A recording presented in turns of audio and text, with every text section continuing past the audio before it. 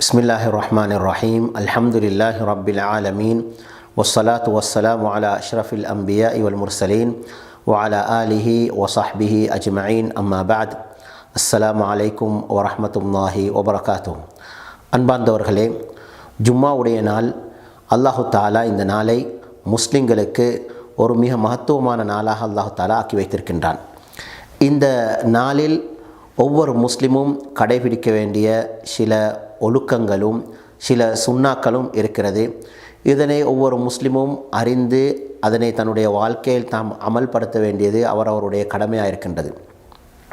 எனவே ஜும்மாவுடைய நாளில் சிறப்பை நாம் பார்க்கக்கூடிய நேரத்தில் ரசூலுல்லாஹி ஸல்லல்லாஹு அலைஹி வஸல்லம் அவர்கள் கூறினார்கள், ஜும்மாவுடைய நாள் தான் சூரியன் உதயமான நாட்களிலே மிக சிறந்த நாள் என்பதாக.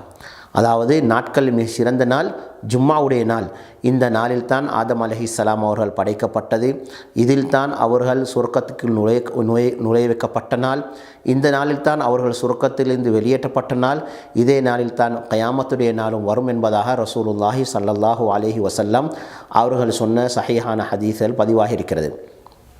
இந்த நாளில் ஒரு முஸ்லீம் தான் ஜும்மாவுக்கு செல்வதற்கு முன்னால் அவன் குளித்து கொள்ள வேண்டும். அதே போன்று மிஸ்வாக் செய்து தான் வுது செய்து கொள்ள வேண்டும். மேலும் அவன் மஸ்ஜிதுக்கு அந்த செல்லக்கூடிய நேரத்தில் தன்னிடத்தில் எந்த வாசனை திரவியங்கள் தனக்கு வசதியாக இருக்குமோ அந்த வாசனை திரவியங்களை தான் தடவிக்கொள்ள வேண்டும். தலைக்கு எண்ணெய் போட்டுக்கொள்ள வேண்டும். இன்னும் என்னென்ன சுத்தங்களை எல்லாம் தன்னால் கடைபிடிக்க முடியுமோ அந்த எல்லா விதமான சுத்தங்களையும் கையாண்டு மிக சுத்தமானவனாக மஸ்ஜிதுக்கு செல்ல வேண்டும். தன்னிடத்தில் எந்த ஆடை மிக சிறந்த ஆடையோ அந்த ஆடையை தான் அணிந்து செல்ல வேண்டும்.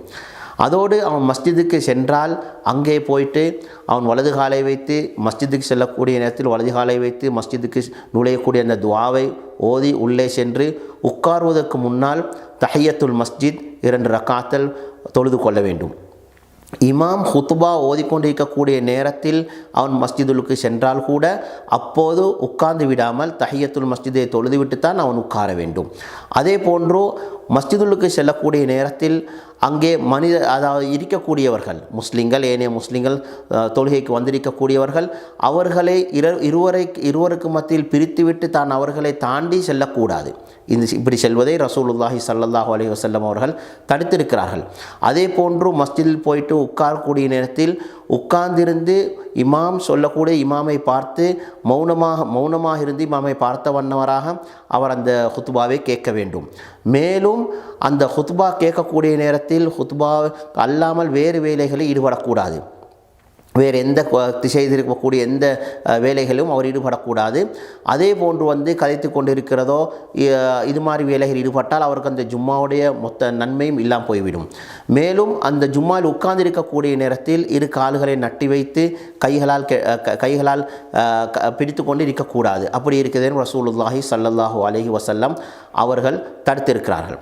அதே போன்று இந்த ஜும்மாவுடைய நேரத்தில் நாம் கவனத்தில் கொள்ள வேண்டிய இன்னும் மிக முக்கியமான ஒரு விடயம்தான் வெளிநாடுகளில் வசிக்கக்கூடிய சகோதரர்கள் அவருடைய மொழி அல்லாமல் அரபு மொழியில் அந்த ஹுத்பா நடாத்தப்படக்கூடிய நேரத்தில் அவர்கள் வேறு வேலைகளில் வேறு வேலைகளும் வேறு விஷயங்களை கதைத்து கொண்டும் அல்லது கையடக்க தொலைபேசியை பார்த்து கொண்டும் அல்லது ஒரு சிலர் வியாபாரங்களில் ஈடுபட்டு கொண்டும் இப்படி இருப்பார்கள். இவைகள் எல்லாம் நாம் முற்று முழுதாக தவிர்த்து கொள்ள வேண்டியவைகள். இவையினால் ஜும்மாவுடைய அந்த நன்மைகள் எல்லாம் நாம் இழந்து விட்டவர்களாக மாறிவிடுவோம். அடுத்ததாக ஜும்மாவுடைய நாளில் நாம் கடைபிடிக்க வேண்டிய மிக முக்கியமான ஒரு சுன்னா தான் ரசூலுல்லாஹி ஸல்லல்லாஹு அலைஹி வஸல்லம் அவர்கள் மீது நாம் அதிகமாக ஸலவாத்து சொல்வது. ரசூலுல்லாஹி ஸல்லல்லாஹு அலைஹி வஸல்லம் அவர்கள் கூறினார்கள், ஜும்மாவுடைய நாள் என் மீது நீங்கள் அதிகமாக ஸலவாத்து சொல்லுங்கள் என்பதாக. எனவே நாம் அதிகமாக நபி ஸல்லல்லாஹு அலைஹி வஸல்லம் அவர்கள் மீது ஜும்மாவுடைய நாள் நாம் ஸலவாத்து சொல்லிக்கொள்ள வேண்டும். அதே போன்று ஜும்மாவுடைய நாள் நாம் இன்னும் மிக முக்கியமான ஒரு இபாதத், ஒரு வணக்கம் இருக்கிறது. அதுதான் அல்லாஹு தஆலா ஜும்மாவுடைய நாளில் ஒரு நேரத்தை வைத்திருக்கின்றான். அந்த நேரத்தில் ஒரு முஸ்லிமான அடியான் கேட்கக்கூடிய துஆவை அல்லாஹ் தாலா கபூல் செய்கின்றான்.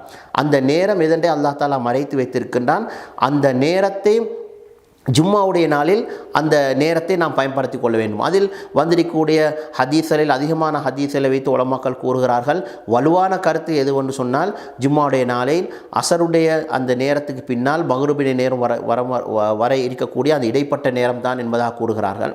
எனவே அந்த நேரத்தை நாம் என்ன செய்ய வேண்டும் சொன்னால் அதிகமாக நாம் துஆ கேட்பதில் நாம் பயன்படுத்தி கொள்ள வேண்டும்.